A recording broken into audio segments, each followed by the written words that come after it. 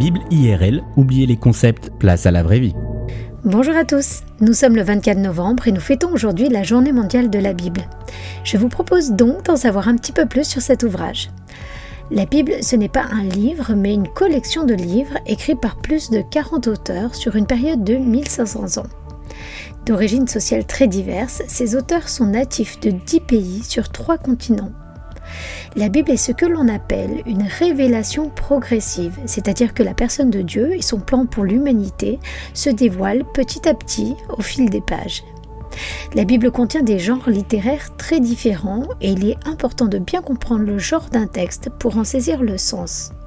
Le récit compose environ 43% de la Bible et on retrouve dans ce genre littéraire des faits historiques, comme par exemple l'histoire de la déportation du peuple juif en Babylone. On retrouve également des livres de loi qui contiennent des directives morales, cérémoniales et juridiques pour le peuple d'Israël, comme par exemple les 10 commandements.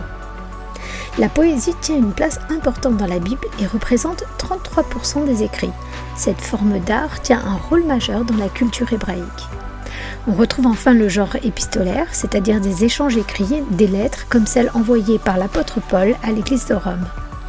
On a coutume de dire que la Bible contient 66 livres, mais les psaumes sont composés de 5 livres, ce qui nous fait en réalité un total de 70 livres. La Bible se divise en 2 grandes parties, l'Ancien et le Nouveau Testament. L'Ancien Testament, ou la Bible hébraïque, est la partie la plus ancienne et elle raconte l'histoire du peuple juif. C'est ce que les Juifs appellent le Tanakh, composé de la Torah, du Névim et du Ketuvim. Le Nouveau Testament a été lui aussi écrit en quasi-totalité par des Juifs qui ont reconnu en Jésus leur Messie et qui nous racontent l'histoire de Jésus et de l'Église primitive.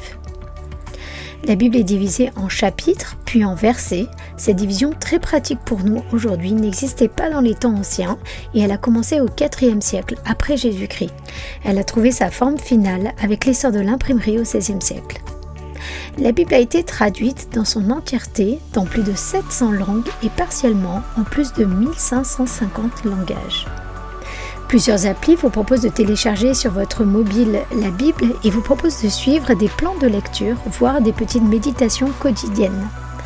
2 Timothée 3,16 nous dit que toute écriture est inspirée de Dieu et utile pour enseigner la vérité, réfuter l'erreur, corriger les fautes et former à une juste manière de vivre afin que l'homme soit parfaitement équipé et préparé pour faire toute action bonne.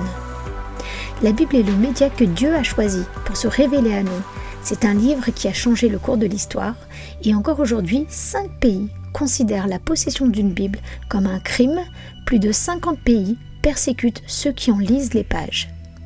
Il suffit de 72 heures pour lire la Bible à haute voix du début jusqu'à la fin. Et si vous commencez aujourd'hui? Merci pour votre écoute et à bientôt.